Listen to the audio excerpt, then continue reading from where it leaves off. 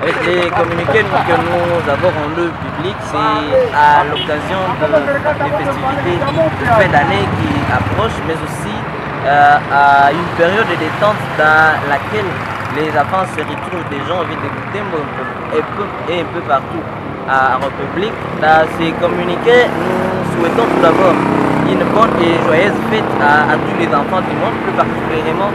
ces enfants qui ont été pendant l'année 2022 sous l'insécurité qui n'a pas été facile. Il y a certains enfants qui ont perdu la vie, d'autres ont connu des viols et d'autres ont été kidnappés. Ça a été une année qui n'a pas été vraiment facile pour nous et particulièrement pour les enfants un peu partout. Alors dans ces communiqués, nous appelons les enfants à un comportement particulièrement responsable à tenir et qui doit les aider à passer joyeusement cette fête, à bien finir cette année afin de bien commencer l'année prochaine, où nous sommes en train d'expliquer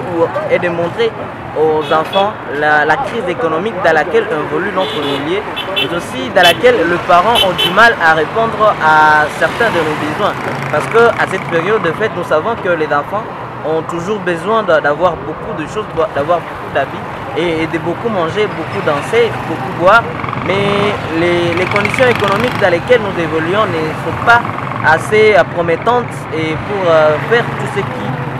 tout ce qu'on peut avoir comme besoin pour nous les enfants. D'où notre appel, c'est à tous ces enfants de bien comprendre et connaître la situation économique de leur famille afin de ne pas faire beaucoup de demandes, parce que lorsqu'on fait beaucoup de demandes aux parents, on crée à un certain niveau les stress à certains des parents, jusqu'à ce qu'il y a certains des parents qui vont jusqu'à quitter la maison, même ils vont jusqu'à se donner la mort parce qu'ils n'ont pas su répondre à tous les besoins de leurs enfants. Donc tous les enfants doivent connaître et comprendre la situation de leur famille pour ne pas faire beaucoup de demandes à leurs parents. Mais aussi, nous revenons sur un comportement responsable qui doivent tenir ces enfants pendant ce temps qu'ils sont à la maison.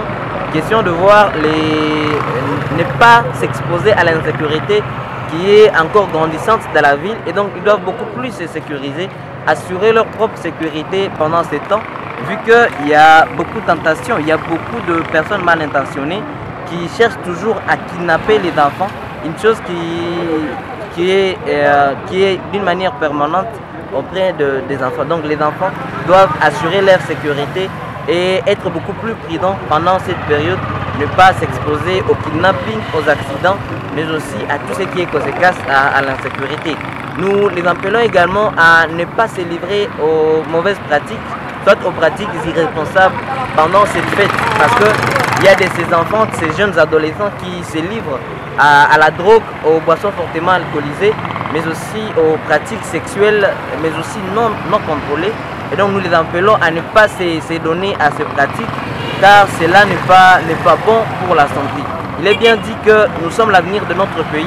si seulement si nous sommes bel et bien à bonne santé. Et donc nous appelons aussi les parents à renforcer la sécurité des enfants partout où ils se trouvent, ici à Butembo, à Lubero et partout ailleurs. La sécurité des enfants doit être beaucoup plus améliorée à cette période de fête où ils sont beaucoup plus exposés. Le même message, nous sommes en train de l'adresser à toutes les autorités nationales, provinciales et même locales, question de voir comment renforcer cette sécurité pour tous les enfants de la ville pendant ces périodes de festivités. Mais aussi, nous adressons nos vœux meilleurs à tous les enfants particulièrement déplacés et orphelins qui se trouvent ici chez nous.